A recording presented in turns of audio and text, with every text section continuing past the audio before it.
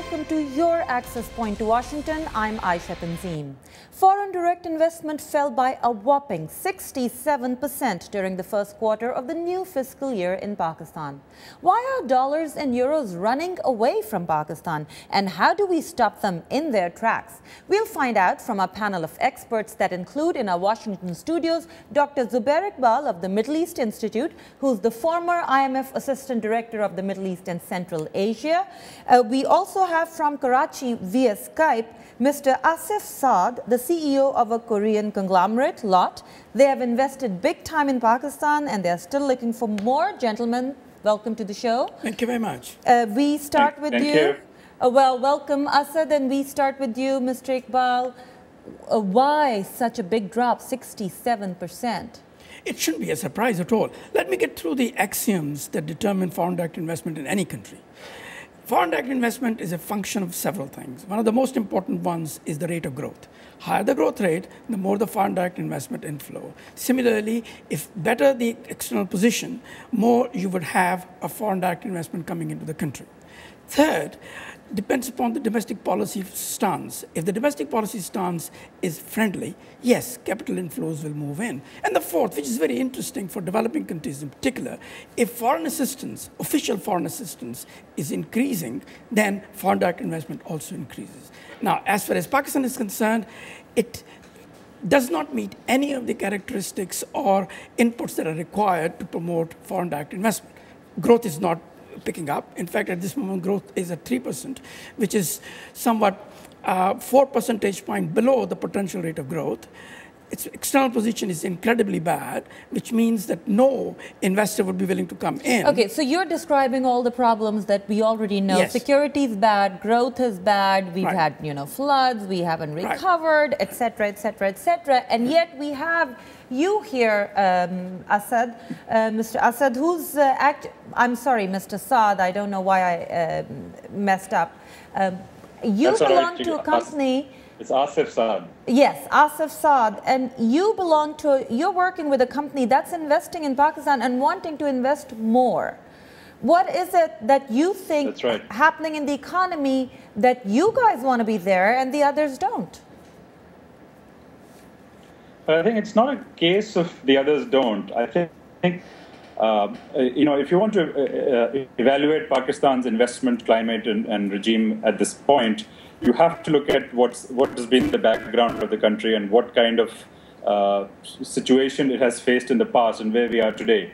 I think purely as an investor, as a foreign investor in Pakistan, our group looks at some key fundamentals, and those fundamentals have to do with the demographics of the country, the location, the geopolitical location, the fact that it has a young population, it's a growing population, the fact that so all these things actually bode well for the future, and anybody who is looking to invest today and is going to be there as a long-term player can reap the results when the country goes through this evolution and finally comes out of its trouble spots which we see today. So I think nobody's running away from Pakistan. It's the fact is that international companies like ourselves, both European, Asian, if you look at their returns of investment and you compare it, because it's all relative, you compare it to the region and see the return of investments available in countries like India, in Bangladesh, in Sri Lanka.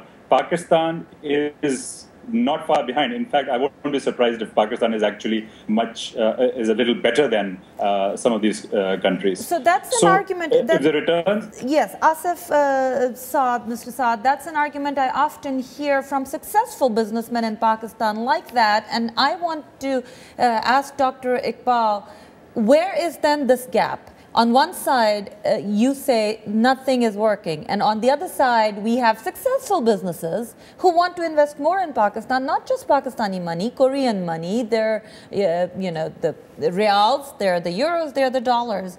Why is the equation not matching? Well, see, looking at the micro level, yes, there can be some isolated cases of success stories which will attract investments from abroad because there is a particular function to be performed by that. However, if you're looking at it from from a macro point of view, the overall of the economy, it doesn't bode well for various reasons. See, one of the most important axioms underlying foreign direct investment is that foreign direct investment goes only to the countries where domestic investment is rising. If domestic investment is not rising, no foreign investor is likely to go there in big number, especially in a sustained fashion. That's not happening in Pakistan. I agree that there are certain isolated areas where it is possible, where particular investment is fed into a chain which meets the needs of the primary investor from abroad. However, it's the domestic investment that carries the ball. Foreign investor comes in only if domestic investment is taking place. Overall, from the broader point of view of the economy, that's not what's happening. So you have to look at it from that context. There can be isolated success stories. I'm not against that. I'm not denying that. But that doesn't mean that the whole picture is a good one. So, okay, so let's get to the isolated. Are you an isolated case? Asif, are you an isolated? I don't think so. I think if you look at, I don't want to particularly talk about my company. Yes, we've been very successful ever since we've come to Pakistan. But companies who have stayed here, European companies, American companies who've been around 40 years, 50 years, have always managed to make very decent returns in the country. Yes, I agree with Zubair Saab that this is domestic investment is important. When you talk about investment, it has to be overall investment. It can't just be foreign direct investment. But sir, if the overall investment climate wasn't good, people would not be investing at all. Whereas the fact is that in Pakistan, if you look at the domestic sectors like textile, you look at anything which has to do with the retail trade, you look at the consumer businesses, domestic groups have been investing. There have been capacity enhancement, there have been capacity increases, and why not? Look at the market. Pakistan today is a 200 million man market, people market. It's not a small country by population. Yes, in terms of disposable income, it's not really up there as yet, but the investment is in line with the country's capacity to and the demand. So I think it's only a matter of time that more capacity will come in from both domestic and foreign investors, and it is coming in. Unilever, let me just put you one specific company that I know about. I think it was last year or the year before that the profits that they declared and they repatriated were the highest in the world from Pakistan. And that's a consumer market. They sell So then here's a question from you, and I think Dr. Iqbal might want to chime in a little later. But what I want to ask you is, you say the market's working, it's giving good return, one of the highest returns in the region, if not one of the highest, at par with countries in the region, and yet we see FDI falling. Who are these companies that are leaving, or who are these companies that have looked at Pakistan and said, we don't want to go in? Do these numbers mean anything to you? I don't think this percentage means much. I think the macro level that Dr. Zubair was describing a bit earlier is actually more important. These percentages, in 1 month, if it's 67%, I won't be surprised if next month it's either 20 or positive 20. You have to. I'm not so sure what they looked at, what that 67% actually represents, but. Yes, there is a general sentiment, a negative sentiment. And I think let's come back to where you started from, Aisha, that there is this negative sentiment about Pakistan, there is a negative impression about Pakistan.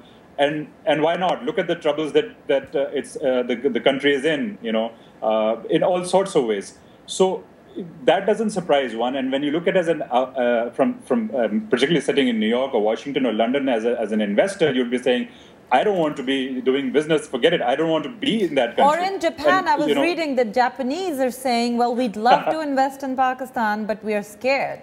Exactly. I'm sure you... But those that are here, those who take that step and take that, let me say, bold step to come here, they are always nicely surprised. I am I am a member of the Overseas Chamber of Investors in Karachi. And let me assure you, this is the most sort of things that we hear from people who come into Pakistan companies who come into Pakistan for the first time, they say, what we read in the papers, what we see in the press outside is completely different to when we come here and what we see. What you experience. There's a market So let me ask you, Dr. Iqbal, is this just a case of misperception, bad rep? No, I think the numbers don't lie. Okay. The numbers are very simple and straightforward. You've got a fiscal deficit as large as 7.5% of GDP. You have a balance of payments position which is getting worse. Your foreign exchange position is getting weaker. And then on top of it, you've got a massive youth bulge, huge amount of population, which is not likely to get employment unless the growth rate goes up. And for that growth rate to go up, you have to have investment level of at least 20% to 25% of GDP. You have at this moment less than 12%. And then on top of it, domestic savings are continuing to fall, which is reflected by what's happening to the budget. Because of that, I don't see any rational investor who is looking at it and thinking and worrying about the long-term prospects for returns on that investment. Look, let's face it, we keep pretending that the problem isn't there. The problem isn't going to go away. It's going to remain. So it's a good idea to face up to these problems and force the government, which is totally dysfunctional at this moment, to face up to it and do something about it. Now, the government we're not bringing in because, as you say, the government hasn't been able to do anything until now. I don't know what they might be able to do. We were going to have the Planning Commission and Secretary of Finance in this program, and they actually committed. For technical reasons, we couldn't connect. Let me go to our Facebook page. There's some comments there that I want to share. There's one comment that Mr. Asad left. I don't know his last name. And the whole comment is about how what we call the brain drain. He's saying the problem with Pakistan is everybody's leaving, in his words, selling their skills for the dollar. You'd rather go and drive a cab in New York or Washington than work in Pakistan. How much is brain drain a problem? No. It's not a problem. There is an excess capacity, and that's the reason why the brain drain is taking place. It's a normal case. No, but is there an excess capacity that's trained and that's educated to fulfill the demands of the sector? Of skilled positions, yes. The problem is with the semi-skilled and with the technical levels. That's where the shortages exist. As far as the market is concerned, yes, their skills are available, and they can be used. And the reason why they're not being used in the country is because there's no demand for them. And the return clearly is higher abroad. Makes sense for them to move out of the country. I have no problem with that. Because if you have domestic investment taking place, these people will come back. Okay, so let's get to Karachi. Yeah, go ahead. On the ground, the reality is that when you go and, as somebody is running a business, when we go and try and find good people in Pakistan, it's very difficult to get good people. So we are losing people. We are losing people not just to immigration. We're just losing people to job opportunities and mega increases in the salary levels especially when they move to Middle East. But let me say this, that over the last couple of years, and I think the situation in the Western world is probably the reason for this. There have been people coming back and looking at Pakistan as the place they come back to. Yes, it's home, but it's also because the economic situation in the US and European Union is not that great. So it's not really, they can't go out. They don't have those opportunities anymore. So I think there's a bit of a reversal in that trend. Okay, now this is what I want to ask you, because you're facing these things day in, day out. I want to ask you, I'm an investor sitting in Europe or America or Middle East, wherever. I look at Pakistan, I look at my life may be in danger. I may go out, get robbed or mugged. There'll be no electricity. If I put up a factory, how am I going to run it? How do you deal with these issues? Well, look. Again, with the press, the stories that you read in the press, yes, a lot of it are true. But one thing that we know of is that most of these incidents that happen in a very targeted way. Yes, there are, crime has to be broken down, and you see that there is street crime, and I think that that sort of troubles the ordinary citizen more than anything else. But other things, stories that you hear of fires and killings and kidnappings. So that's more targeted. Okay, so I'm more curious about electricity. How do you run anything, a factory, even a computer, when you don't get electricity? How do you overcome this? And how do you overcome it in your group? Well, you have to have. Look, it's not easy. I'm not sitting here and saying that things are easy here. Energy is a major issue. Energy is a problem, and whatever demand there is, whatever capacity there is for various production units, it's underutilized because of energy issues. So most people have dual or triple, fuel alternatives for energy. I mean, we run a factory which is connected on the public network. We have a gas generation, self-generation power plant. We connected to the loop on the national WAPTA network. So you try and create a system whereby if one fails, you go to the other. That fails, you go to the other. So unfortunately, that is the reality, and I won't be speaking the truth if I didn't admit it. Yes. Energy is the biggest problem. So basically what you do is you have lots of backup plans. You don't have just a backup. You have backup A, backup B, backup C. And that may be a good strategy for any business, no matter what kind of problems you have. What I want you to ask Dr. Iqbal is, here's a businessman. He's not just talking about himself. He's talking about a whole lot of other businesses that he sees springing up around him, but also is giving examples of companies that have been around for 30, 40 years, still doing well, not going anywhere, putting more money in Pakistan. I'm wondering if you were advisor to them, would you tell them to take their money out of Pakistan? Look, I don't have to tell them. The market determines what will happen because there are 120 other countries where they don't have this problem. The question then is, would they come to Pakistan under the current circumstances or not? Maybe they're not willing to leave because they've been there and they're comfortable, they're working the system very well, and they're fine. And nobody wants to, jeopardize their life. The question is new ones. Will the new investments come in under the circumstances where he's right about saying, look, we have to compare with investment opportunities elsewhere and the returns elsewhere. If 120 other countries don't have the same problems as Pakistan, why would they come to Pakistan?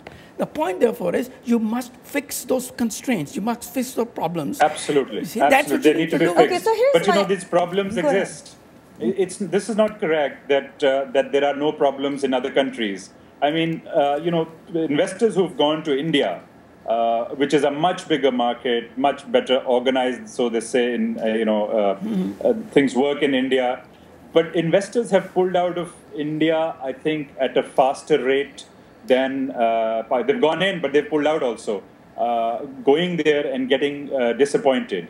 Our group is a major investor in China, for example, and I'll tell you the story about China. It's easy to get in, it's easy to, it may be easier to set up and do business, but the returns in China are absolutely dismal. It's very difficult to make money in China, even though you get an infrastructure that works and volumes and production capacities which are much bigger. So is it because there's a lot of competition? Investor is looking for a return of the money. There is a lot of competition. There is the labor is expensive. China has energy issues. India has energy issues. There are corruption issues. Look. So when you talk about foreign investment in a particular country, I think you have to look at what it's competing with and what it is up against. I completely agree with Dr. Zubair that there are massive problems in Pakistan. Absolutely no hiding that fact. But I think when you look at it relatively, it's still.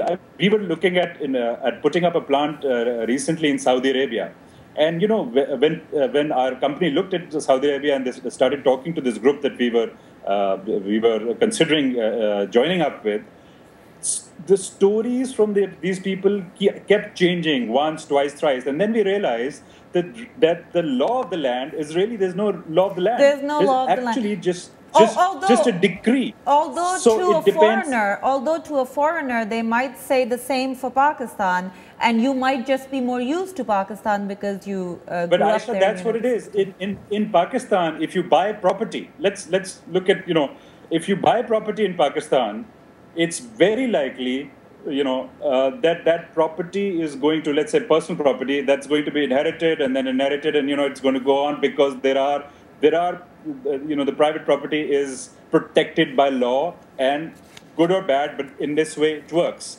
So when we come in here, so the foreign investor coming in here buying property has no examples of there being any failure on that account. Number two, he comes and he can own 100% of his business. He doesn't have to get into forced joint ventures with all kinds of shady people.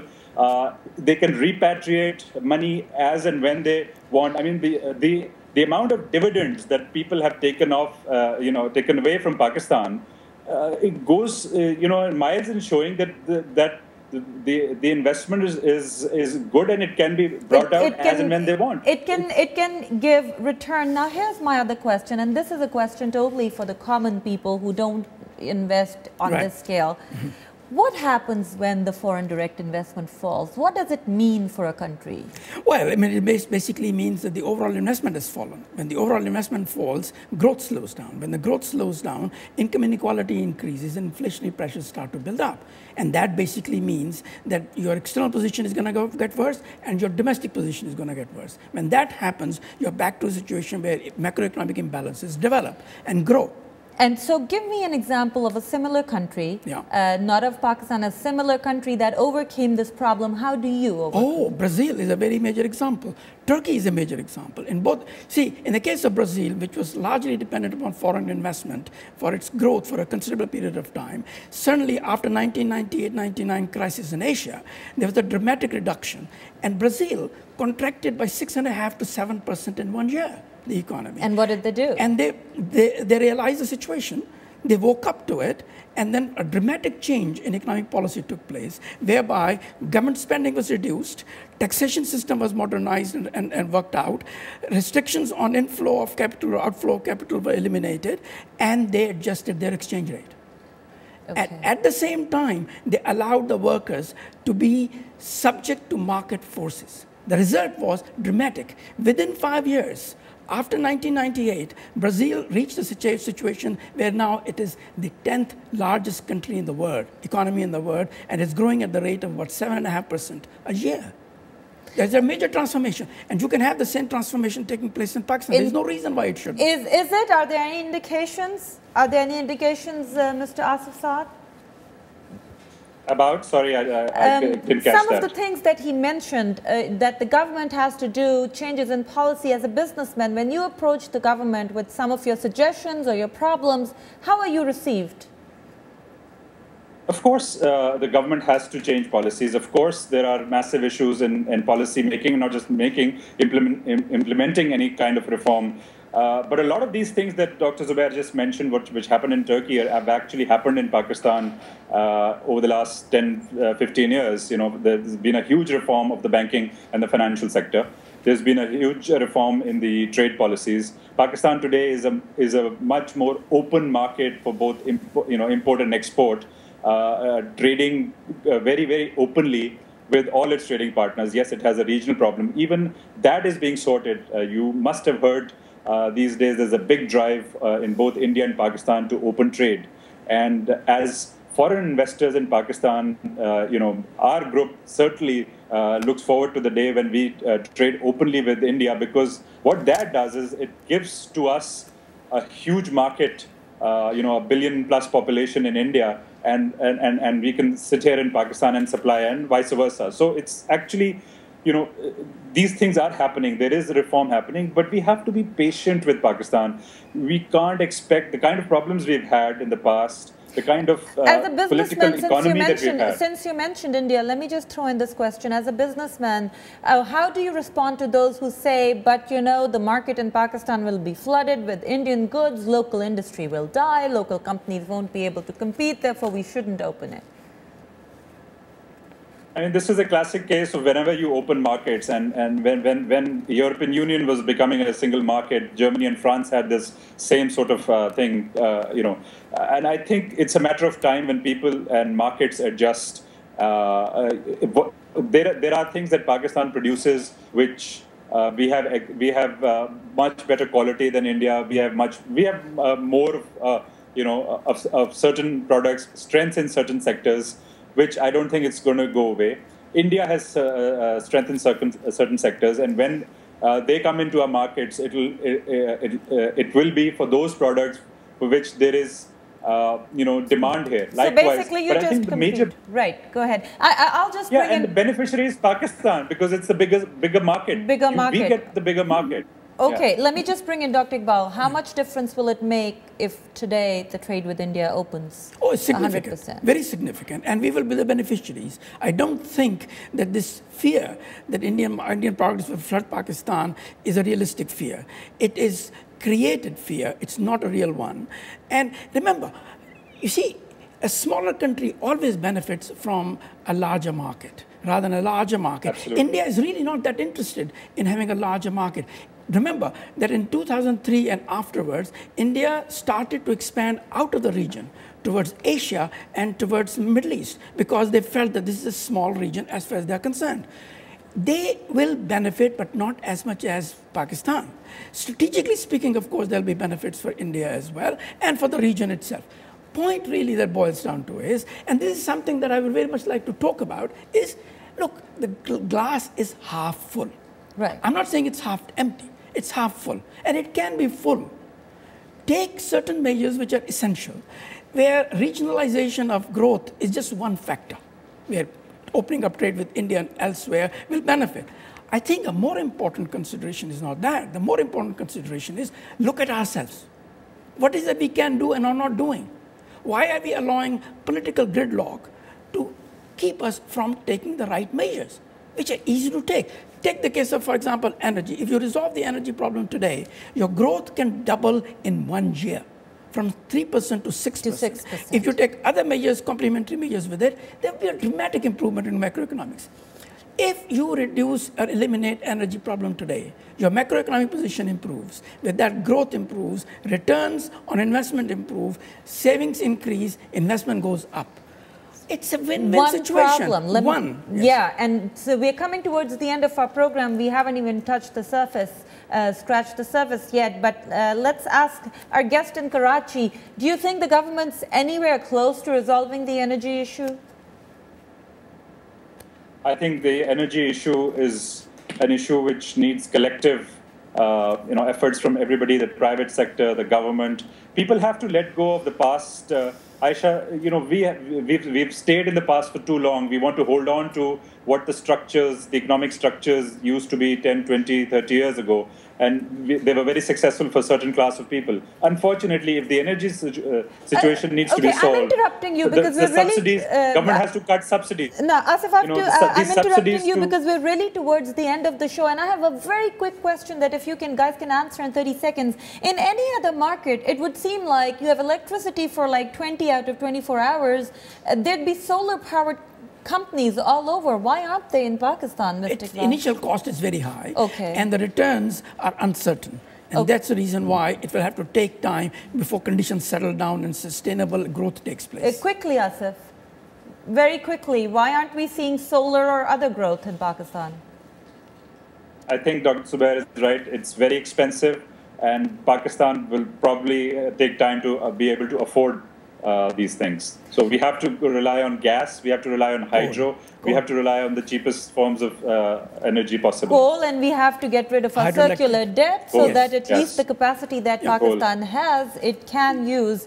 That brings us to the end of this program. We were talking about the loss of foreign direct investment in Pakistan. Apparently, we have found from both our experts that the glass is not just empty, it is half full, it can be full, and the things that can take it to full are not that hard to do. Energy crisis, for example, can be solved and the growth can be doubled. I want to thank both our guests before we say goodbye. Dr. Zubair Iqbal, who's always very kind to us and joins us here, and Mr. Asif Saad, who at a very short notice decided to join us. Mr. Saad, thank you very much, and we hope to have you in our future programs. On behalf of the Access Point team, I want you to thank you for watching and joining us. Make sure you leave your comments about this show and your suggestions about our future shows. Thank you and good night.